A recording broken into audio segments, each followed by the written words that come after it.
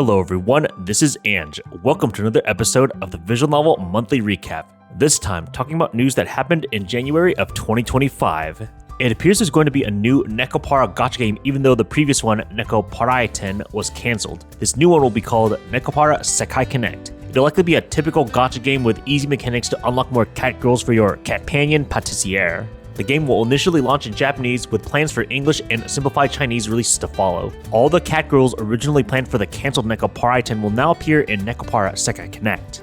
Shirobune released Another Way of Getting Paid, developed by Paco Paco Sat. It's a new game from the creators of the Neonin Jima series. According to VNDB tags, the game appears to explore themes of sugar dating involving relationships with sugar daddies or sugar mommies. Frontwing is partnering with Good Smile and announced a new linear visual novel called Kanade, complete with a trailer. This visual novel is written by Aso A, known for recent works like Lilianotsuka Painting Lies and more notably Clock Up's Euphoria. The basic premise seems to be a nakige or tearjerker love story featuring a male-female couple. It seems to be set for a simul international Japanese, English, and Chinese release in spring 2025. The anime adaptation TV series of the Grisaya Phantom Trigger visual novel series is now airing on Crunchyroll. While technically a sequel to the original Grisaya trilogy, it's essentially a brand new story with fresh characters focusing more on goofy war action drama than the psychological dark themes of the original Grisayas. However, if you're not sure about diving straight into the TV anime adaptation series, Frontwing has actually made the first 3 prequel OVA series for Phantom Trigger available on YouTube for free on their channel until March. Laplacian released One Room Yui Hanasaka Memorial, a 15 to 20 minute animated visual novel that adapts the original anime. The game includes new monologues written by the original anime's scriptwriter. After the Dokapo 1 remake was announced a few months ago, we now have more details and visuals. It's going to be published by Bushiroad with modernized designs of the original heroines and even a brand new heroine. The voice cast will also be different. Given that it's published by Bushiroad, it'll likely be an all ages only remake, with a high chance of the remake being translated by someone like Frontwing. The developer Nutrients released an English translation for their visual novel Nagi no Koi on Steam. It's an all-ages-only visual novel that appears to be an emotional nakige, with its premise being about a man who initially lost his memory but was saved by a samurai girl named Suririn. An interesting aspect about this release is that it actually had a fan translation by Shinzo Translations, the fan translator group of visual novels like Karanai Sekai and Sosaku Kanojo. Apparently, the official devs bought this translation from Shinzo. It's always cool to see fan translators acknowledged and appreciated by the original devs and even able to get their work on Steam. A remaster of the old-school visual novel Tayutama Kesamai Deity has been announced. From what I've seen, it looks like it'll be an all-ages-only version and is set to release on Switch and PC.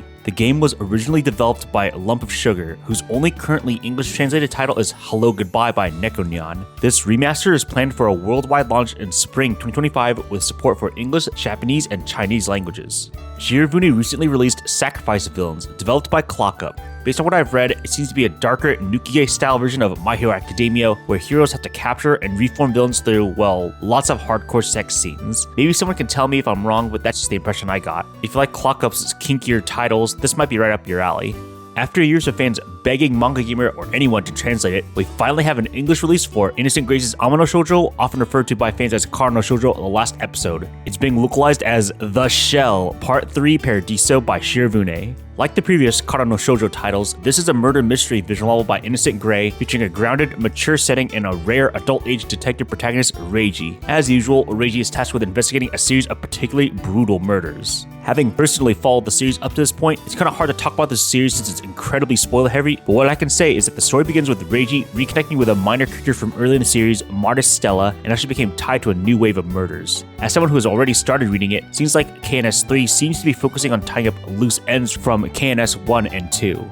Manga Gamer has released The Alchemist and his battle-scarred homunculus on Steam and the Manga Gamer store. For context, the developer Waffle is known for titles like Eden's Ritter and the Fun Bag Fantasy series, so you can expect this to be a Nukige-style, sex-heavy story. That said, this one seems to focus on a single heroine and has a relatively wholesome tone for a Nukige. As the sole heroine is a homunculus, maybe there's interesting emotional development in the relationship between the alchemist and his creation? After multiple attempts to get on Steam and being banned repeatedly, even with help from their Chinese publisher partner, Nekonyan and Hikari Field have finally released Angelic Chaos Reboot, the latest moege from Ubisoft. Because of the Steam bans, this release is sticking to non-DRM stores like Manga Gamer, Jast, Dempasoft, Faku, and Kagura Games. Hikari Field even launched their own store, likely to cater to Chinese readers who are missing out with no Steam release.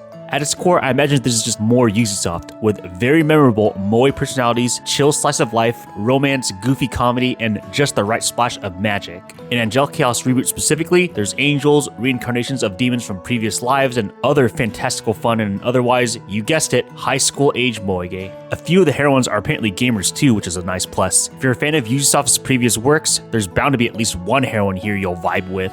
Mages and P-Cube have released a new otome game in English called Genso Manège. This one features a relatively unique setting where the protagonist, Emma, has to awaken magical girl powers. She uses them to help assist the male love interest in a traveling amusement park. You can pick up this visual novel on Steam and Switch, and surprisingly, the Steam version even includes a free demo. And that covers news for January of 2025. As always, if you have any feedback, positive or negative, feel free to leave a comment below or in one of my social medias. A huge shout out to my editor, The Local Weeb, and a huge shout out to my monthly paying YouTube memberships and Kohi people, but a very special shout out to Mason Miade, who recently joined the VN Super Weirdo tier, as well as Kenny, who did a one-time Kohi payment. Much appreciated.